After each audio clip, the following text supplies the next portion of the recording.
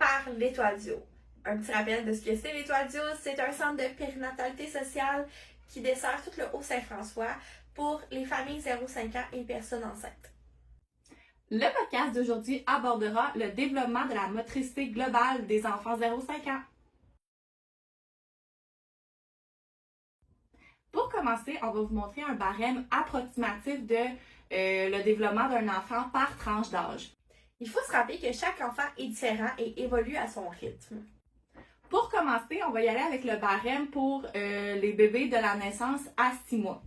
Donc, un bébé couché sur le dos, ce qu'il peut faire, il peut tourner sa tête sur les côtés, il maintient sa tête au centre et il peut jouer avec ses pieds. Un bébé couché sur le ventre, ses bras et ses jambes sont fléchis sur lui, il soulève sa tête quelques instants et il prend appui sur son ventre et ses avant-bras. Et par la suite, l'autre catégorie, c'est le contrôle de tête et début de position assise. Donc, il contrôle bien sa tête dans vos bras. Il maîtrise bien sa tête dans toutes les autres positions. Et il tient en position assise quelques secondes avec du soutien du parent. Donc, de 6 mois à 12 mois, on peut constater qu'il se retourne du ventre au dos, puis du dos au ventre de façon segmentaire. Il maîtrise de mieux en mieux la position assise. Il se protège des chutes vers l'avant environ vers 6-7 mois, de côté vers 8-9 mois, puis vers l'arrière 10 mois.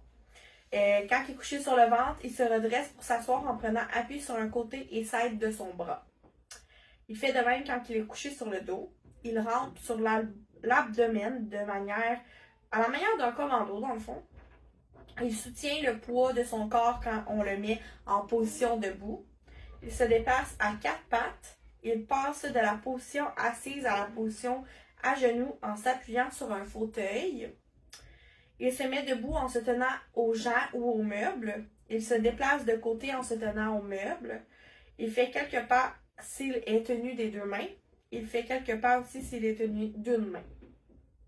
Par la suite, pour les 1 an à 2 ans, il fait ses premiers pas sans aide. Il pousse ou tire un jouet à roulette en marchant. Il transporte un objet. Il monte les escaliers à 4 pattes. Il bouge au rythme de la musique. Il peut s'accroupir et se relever en gardant son équilibre. Il grimpe sur une chaise d'adulte. Il monte les escaliers sans alterner les pieds et en tenant la rampe. Il descend les escaliers à 4 pattes, à reculons, et il peut commencer à courir.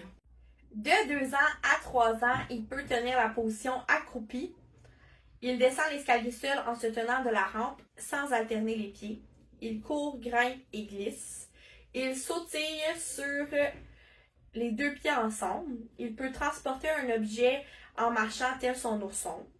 Il frappe un ballon avec le pied. Il lance un ballon avec ses 2 mains et un mouvement de tout le corps. Il lance une balle vers l'avant sans tomber. Il monte et descend les escaliers une marche à la fois. Maintenant, de 3 à 4 ans, il dirige bien son tricycle.